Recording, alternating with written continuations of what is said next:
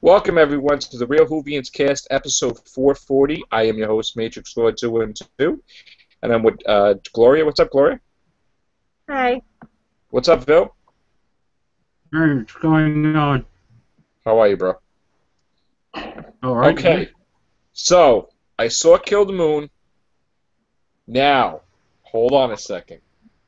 The first time I saw it, okay, I did like the episode, but I was PO'd, all right? Because I didn't like certain things that were going on. I said, you know what? Before I rate it, before I do anything, I need to do a second look. I just watched it again, all right? I'm going to let you guys talk and tell me what you thought about it. I'll just say this. I don't like that the doctor... I like that he's different than the other doctors, but there's too much going on in the sense, I feel, of him being too manipulative, too deceptive, too, detached. Okay? And I'm actually, Mike Dean wants to do this massive cast about it because, to talk about it, which we will later. Okay? Second viewing, I say I rate the episode a 8.5, 9. Now, originally, that wasn't going to be my rating, okay? Again, nothing against the dialogue. I loved the dialogue. I loved the acting. And I loved the whole idea, but I wasn't happy about the moon being an egg and all that stuff. And, this whole thing with the doctor just all of a sudden saying, it's not my planet, not my moon. I was a little pissed. I understood it, okay? But I was the first time I was pissed off a little bit, okay? And I got to say my opinion. My opinion is not going to reflect anybody else's opinion. I know, I don't really know too many what people liked about it or didn't like about it. So I'm going to go with you, Vil, first. I think Gloria dropped out. What did you think of the episode? Well, I gave it. I had already mentioned this on the Omega Files. I gave it a 5.5 out of 10. It wasn't. It was not one of the better stories, but it also wasn't one of the worst ones. It wasn't Love and Monsters. It wasn't the 8th anniversary. No, it wasn't. I don't think it was. I don't think it ever could be. But Love and Monsters or Journey, Centaur Taurus, or whatever. What definitely hurt this episode was this whole Earth being an egg thing. The spiders were interesting up until they were suddenly no longer spiders. Right. And then it just kind of went downhill from there. And if it did have to be a big space egg, then, couldn't they have at least used the space whale and given it something worthwhile? Even then, egg in space, dumb idea. And, oh, look, it poops out another one so that, there'll be a moon for... Yeah, that the Earth is safe. Continuity. This wasn't touched by Moffat. This was written by who? Continuity. I didn't say anything about Moffat. Yeah, Moffat did not co-write this episode at all. So I'm gonna read to you, Vil. I made a chart, and you can tell me if I'm right or you can tell me if I'm wrong with your opinion. Okay. Right? This season, and when Time Heist came, I was really worried that we were going in the wrong direction, okay? And I was talking about this with Mike D, and I said, oh, God, please tell me that it's not going in the direction that I'm hoping it doesn't, all right? I'm going to talk about the Doctor, okay, and what we've viewed so far. And judging by this episode, I'm going to write down... I'm actually going to read you off to you a whole list that I made, okay? Number one, his coldness towards everything. Okay, I can understand from a turning point, like a standpoint that he's different. Okay, but he's being way too cold, like beyond belief. His attitude towards death or safeguarding it. Okay, people are dying, and it's like, okay. And then, especially in Time Heist, it's like, I'll let you talk after the second one and two, okay? After Time Heist, it's like, oh, they're alive, all right. It's like, what about trying to save them? What about worrying? Why were you using people to die it's no big deal. So again, number one is the coldness. What do you say to that? I say that it's a welcome return. We have to remember that not every single doctor was warm and fuzzy. Hell, look Right. at the first doctor. The first doctor would have done this. The third doctor would have done this. So would the fourth. Okay. Oh, and let's definitely not forget the seventh doctor, who was a master of doing exactly this. And if you compare him to the seventh doctor, he is kind of warm and fuzzy. So, Right. Really, I didn't have a problem with that part of it at all. I've actually liked that part. It's just I've been waiting for Clara to leave. What about the attitude towards death and safeguarding or not safeguarding it? But that's the whole thing. He's been that way before. He's pragmatic. Yes, he cares about the big picture, but not every incarnation was all warm and fuzzy about every single individual. I They just weren't. I'm not saying he has to be, but there's a lot more, and we'll get into it with the other numbering that I'll say to you. I understand, okay, the coldness where he doesn't have to be like smoochy, hug mankind, oh my God, I got to save the earth and run to it and, and threaten the bad guy or whatever. I understand that, but it goes beyond the coldness, I feel. My opinion alone. Now, about the attitudes towards death and safeguarding it or not safeguarding it, you feel that it's just a regular transition, you mean? Like it's just, there's other doctors that have been that way? Yes. Mm-hmm. Well, if you think about Brandon Morbius, when the doctor just unleashed the gas and he killed that doctor there. That was just... You could look at examples with even the third and the fourth doctor, and it goes back to the first. I mean, hell, the first is going to crush a caveman's skull with a rock because he's slowing them down. So, if you think about it, this doctor's mellowed out compared to that. Right. Now, we're going to go to 3 and 4. Okay? Number 3, I wrote manipulative. Like, way more than ever before. Where so much so that you think that there's, like, a hidden agenda he has. And then the fourth one is lies way more than usual. Like regularly. Like everything that comes out of his mouth is a lie. Even so much so that, he knows that the girl is not 35 years old. It's just beyond belief. So what do you say about the manipulative part? I say that some of that is just his sense of humor. Right. Blatantly. Okay. I mean, you want to use like the whole age thing there. But the rest of it, the doctor has always lied. We didn't need, them to write in rule number 1, the doctor lies. Right. He does. This is a big thing. This is a big part of why it's Doctor Who. Who in the hell is this guy at the end? We don't really know. And I really have no problem with him being manipulative. I think if you put him up against the 7th Doctor, right now I still see the 7th Doctor as a bigger manipulator. Right. Okay. How about number 5, detached? Meaning, you know what I'm saying when I say detached, that no hugging, no... Like, in other words, he could just dump Clara, probably, and wouldn't even bat an eye, like, really. Not really. Do you think I'm wrong in that sense? Oh, no, he does have a thing. I'm loving the idea of him dropping off Clara and, preferably leaving her frozen on Talos somewhere and just flying off into space. And it amuses me to no end. I mean, I had been hoping that, she was going to get exterminated by a Dalek and then the Doctor is going to show just how malicious he can become. But you know what? Her storming off of the ship having a hissy fit because she was too stupid to see what he actually did, to me, that was perfect. That I hope that they don't bring her back. And unfortunately, with some dialogue afterward with Danny Pink, that she'll be back. But, that would have been a great way to have her leave. Go out Tegan style. Great. Okay, now the sarcastic part. I've been calling her Adric in drag. The reason that I say that is, the reason that I say that is because put a skirt on Adric, and to me, they're both equally annoying.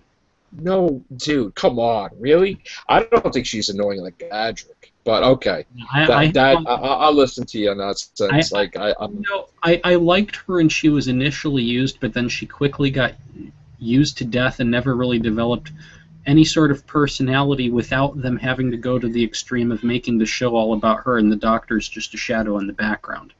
I know. And I don't the like way that that either. she's been overused to the point of she's the driving force behind the Doctor's entire existence Yeah, I is don't like that either. You and I agree on that one. That's just ridiculous. she needs to be gone. And no offense to Jenna, but the character needs to never come back. Well, they just finished the Christmas special on Friday, so that may be it for her. We don't know yet. So, all right. What about the sarcastic tone? That's number 6. Uh, that it's like it's like every episode he's just beyond sarcastic. I mean, you like that Oh, aspect of it? Or you I've think been it's loving overdone? that. I've absolutely been loving that. Okay. That has been one of my favorite things about this Doctor's personality. Now, here's an interest number 7 that I wrote. Okay, no moral code to identify him as the Doctor or the Valyard. Oh, Okay. come on. That because he hasn't stopped and gone on some major speech about his moral code doesn't mean that it's not there. Right. In fact, you want a good demonstration of that moral code, look at the conversation that he has with the half-faced man while they're flying over London. I know. So, It's true. But then again, I don't think he's the one that pushed him over.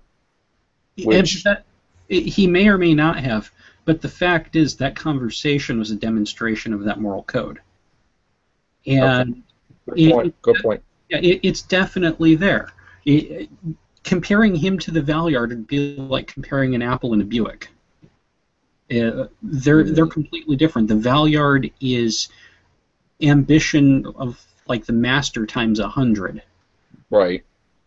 And this Doctor doesn't work toward those ends. He might do things in not as nice of a way, but ultimately the intent is... So you're saying you believe he's a good man, like he questioning himself. You are breaking up there. So you're saying, beyond a shadow of a doubt, that he's a good man. Yeah. Like he's questioning himself. Okay. He's a good man, maybe more toward the anti-hero side of that. But yeah, at the end of the day, he's still the Doctor. Now, I would like to see some more improvements. I think that overall this is better than, say, Series 7, but I've definitely seen some lackluster things this series, but I don't hold that against Capaldi at all. In fact, I think Peter Capaldi is why the series is... Oh, no, if there's anything I don't like, it has nothing to do with Peter Capaldi. It has to do with the writing for him. And I've heard stuff, I'm not sure if there have been odds on set, that he doesn't like certain things that are put in the scripts that is definitely going to change next year, which I don't know if that's true or not, but there's certain things that are really, really annoying me, okay? And that being that I don't know why they make... If he is supposed to be the Doctor, no hugging, no lovey-dovey, no stuff, right? Mm-hmm. Why are they making him like he's so jealous of anybody that takes an interest to Clara or Clara takes an interest to?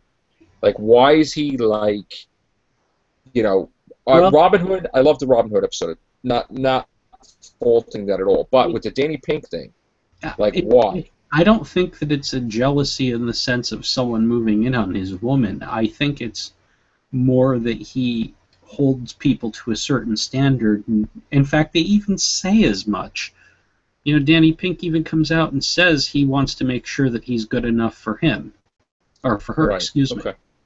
So, they even without them coming out and saying that, though, that seemed pretty obvious to me. So now, after this episode, I guess the relationship is rocky with these friends, the Doctor and Clara, where I guess it's leading it up to the finale. There was also something that was said and a look, I think that wasn't really anybody paid attention to, but then again, I didn't listen to podcasts. I noticed that when Danny Pink hugged her, he said he had a really bad day. And he gave her like a hug with that look of dread. Now, I was just thinking, well, after her explaining her situation, how could you have a bad day, dude? You know what I'm saying? It's Here's the like, thought on what that. kind of a bad day could you have? Huh? Here's the thought on that.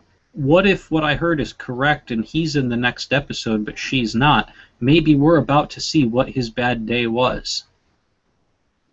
Ah, timey-wimey. Could be.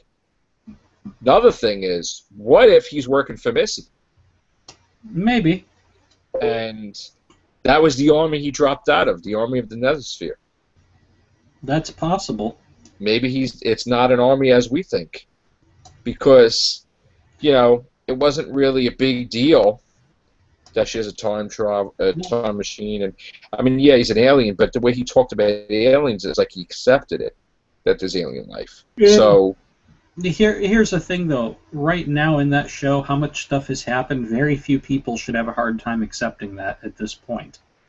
However, what's making me think of any possibility of him being something more than just a regular human soldier isn't some speculation on a connection to Missy based on his lack of utter shock, but rather when he was facing that armed thing in the school, I forget what it was called, and he right, flipped over it like he was some sort of superhero. right, he flipped over, right, Yeah, if he was supposed to have regular reflexes, he might have the capability of jumping it like that, but not jumping it like that and not getting shot by it. correct. So he could be part of Missy's army or X-army, or He might be something completely unrelated to Missy. Now, chances are right, there's going to be more of a likelihood of a relation to her just because, it's this far into the season. But right. he could turn out to be connected to something that doesn't come up until Series 9 or 10. Let me ask you a question. Could the army be unit? If it was Unit, I think that he would have already approached the Doctor. And unless they're doing some big thing where he and the Doctor are lying throughout this whole thing and they're already acquainted, then no, I don't suspect Unit. I don't know if they're acquainted, but I don't think he is who he is. Like, I don't think it's that simple. It would be About better if he was a member of that lost faction of Torchwood, because then he has orders to exterminate the Doctor. Yeah, but I don't think he knows the Doctor at all. I think there's something else going on Yeah, that but is of importance. my point. I'm not saying that that's what's going on. Right. Now, there was rumors going around that he dies in an episode, and that's a massive change in the structure of the future because supposedly they're supposed to get married and have kids. That was their great-grandchild was Orson Pink, Well, but it wasn't proven that it was or not. But this and is then the he comes back as a Cyberman or something. See, this is the Moffat era of Doctor Who. Death is kind of like a comedy. Right, I know. He could very well die, and oh look, it's Rory's disciple. Mm. I don't know. I think so. Now, is Clara in the next one or not really? It looks like she's not. I thought in the original synopsis they said she was. I'm not sure. Maybe they just left her out of the trailer so they can make us think. Dr. Freedom was saying that she's not even in the credits for next week. Oh, well, there you have it then. I didn't even know that. Well, any of us can get wrong information, so I'm not saying that with 100% certainty, but Right. usually he gets a good source on things, so I would speculate that she's probably... Yeah, he is. He is a good source on things. So, now we have the Mummy one. Then the one after that is Flatline, right? I don't remember what the episode names are after that, but that sounds Well, right. Flatline, okay, well, whatever they call it, it's the TARDIS shrinking, and it's funny at first, and it's supposed to become like a nightmare. Then there was also another episode where the forest attacks or takes back the Earth, some type of thing about Clara battling with someone from another dimension. Then there's supposed to be a two-parter finale with Missy and the Cybermen, and rumors of the Weeping Angels, which I don't know. So, we're past the halfway point, Yeah, we are. basically. You know, I mean, you blink an eye, and it's gonna be over pretty soon. So, what did you rate the Kill the Moon? What did you think it was? Well, like I said earlier, I gave it a 5.5 out of 10. 5 out of 10. You know, Yeah. it wasn't. It had certain elements that I You liked liked. it better? Did you like Time Heist? Yeah, Time Heist was okay. Really? There were a couple of things that bothered me in it, but not nearly as much. It was a I had a better problem with that. episode. That is my at least the episode that I liked. I don't I like that gave episode that compared to one the other ones. 6 or 7, but this one, Hmm. it had certain elements that I liked. Aliens Wow. running down corridors is always good in Doctor Who.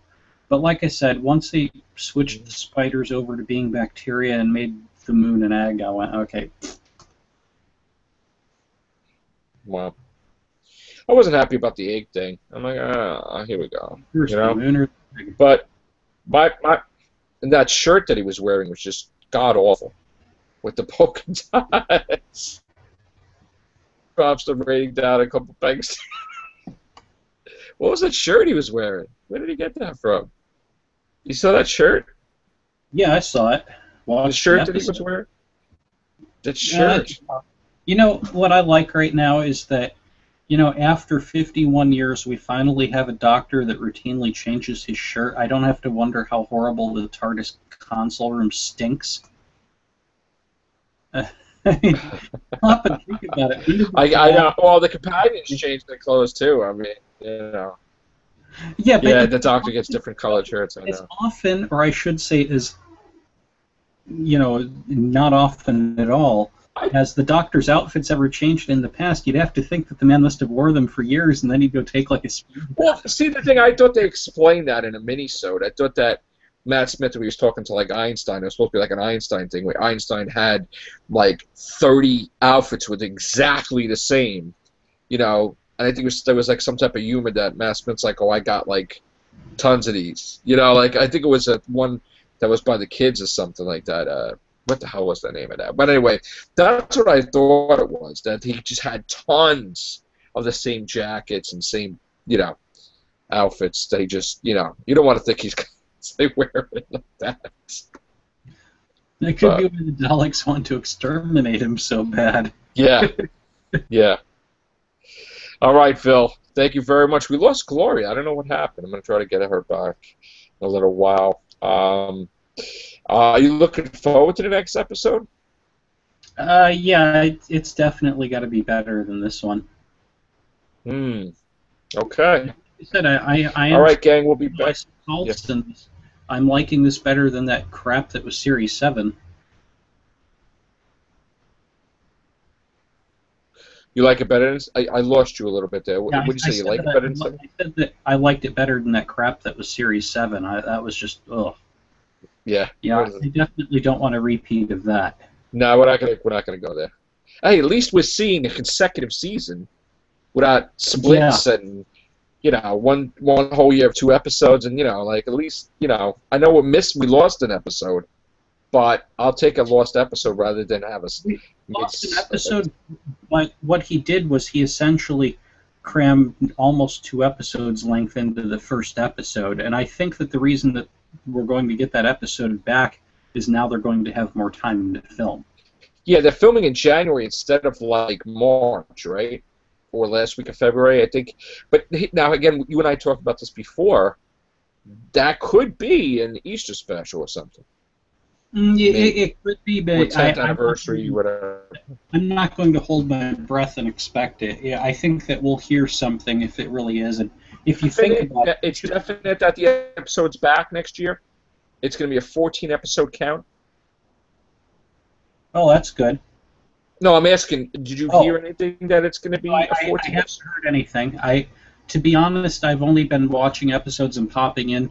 I haven't even started recording my videos like I was going to because I've just got so much crap that I've got to do with my mushroom farm that I've got, working on the graphic novel, and trying to handle a bunch of personal stuff. So, Forward to seeing some of your videos, your take on things. That would be pretty cool. Maybe somehow you can make time to do that. I'll get around to it at some point. That would be awesome to see. All right, bro. Thank you very much for appearing. And everybody, thank you very much. Take care. Bye for now.